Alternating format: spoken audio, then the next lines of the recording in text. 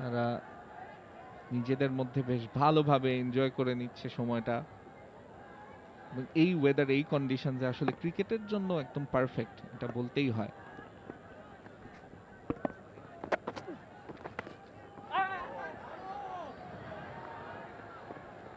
Run পাবেন ব্যাটসম্যানরা, যেভাবেই আসুক সেটা।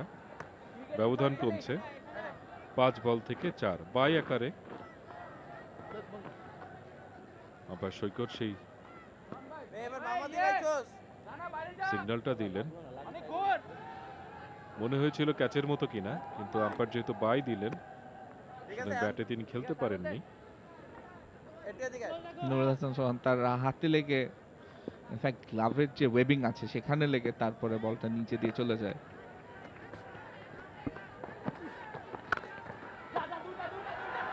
দুইয়ের ইঙ্গিত, তবে বল গড়িয়ে গড়িয়ে সীমানা পেরিয়ে 4 রান সাইফুদ্দিনের ব্যাট থেকে, এবং ম্যাচ উইনিং রানগুলো আসলো তার কাছ থেকে।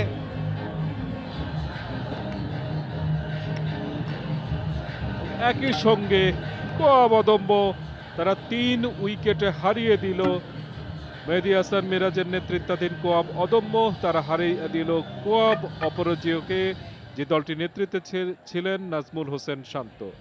টসটাও জিতেছিলেন মেহেদী হাসান মিরাজ, দিন শেষে ম্যাচটাও জিতলেন তিনি, এবং দারুণ প্রতিদ্বন্দ্বিতাপূর্ণ একটি ম্যাচ আমরা উপভোগ করলাম।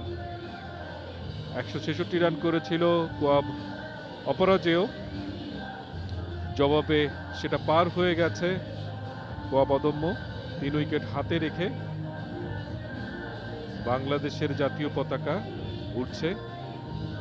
মুক্তিযুদ্ধের চেতনা, বিজয়ের চেতনা আজ কাজ করেছে ক্রিকেটারদের মাঝে এমন একটি ম্যাচে, যেখানে বাংলা ভাষায় দুটি অসাধারণ শব্দ অদম্য এবং অপরাজেয়, দুটি শব্দকে ধারণ করে দুটো দল হয়েছে। দেশের শীর্ষ 24 জন ক্রিকেটার তারা ম্যাচ খেলেছে। শরীফুলের হাতে আমরা জাতীয় পতাকা দেখতে পাচ্ছি। ক্রিকেটাররা জাতীয় পতাকা নিয়ে মাঠে নেমেছেন, এবং এটা হচ্ছে এই দেশটাকে তারা যে ভালোবাসেন, তারা যে ধারণ করেন, তারা যে এই দেশের এক একজন ব্র্যান্ড অ্যাম্বাসেডর, সেটার প্রমাণ অন্তত আজকে তারা রাখছেন। দেশের প্রতি তাদের যে কমিটমেন্ট, তাদের যে ভালোবাসা, সেটার প্রকাশ করছেন। একটি মহৎ উদ্দেশ্যে এই ম্যাচটি হয়েছে। সেই উদ্দেশ্যটা ক্রিকেটারদের স্বার্থে, ক্রিকেটারদের পাশে থাকার স্বার্থে। For more updates, subscribe to our YouTube channel and click on the bell icon. Follow us on Facebook and Instagram. Download T-Sports app to enjoy exciting games and highlights. Visit tsports.com.